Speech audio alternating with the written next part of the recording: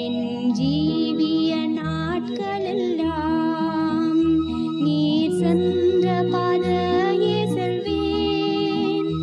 ஆசித்து ஈகிறேன் என்னெல்லாம் மீட்பரே வல்லமை தந்திடும்.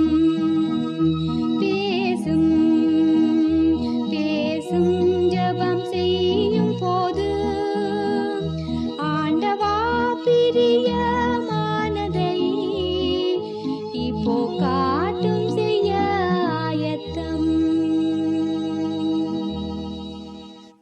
கர்த்தருக்குள் அன்பானவர்களே, அனுதினமும் கிறிஸ்துவுடன் தியான வேளைக்கு உங்களை அன்புடன் அழைக்கிறோம்.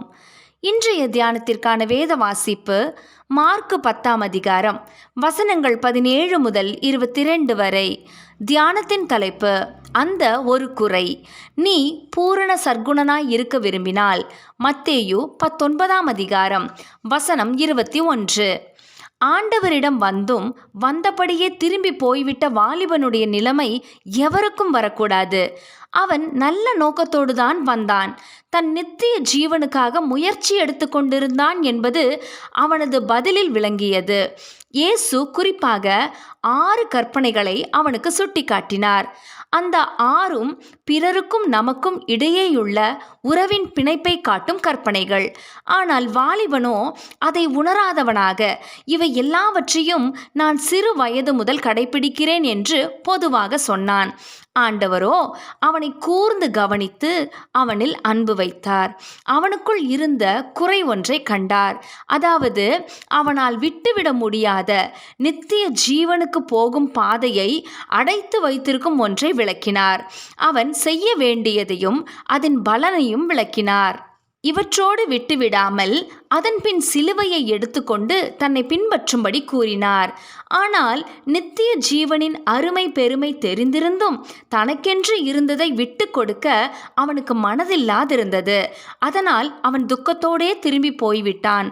நமக்கும் ஆண்டவரோடு நித்தியமாய் வாழ வாஞ்சை உண்டு. ஆனால் ஆண்டவருக்கு முன்னே நம்மை முழுமையாக கொண்டு வர நம்மில் பலருக்கு தயக்கம். ஏன் தெரியுமா? அந்த வாலிபனுக்கு அவனுடைய செல்வம் மீதான வாஞ்சை ஒரு தடையாயிருந்தது.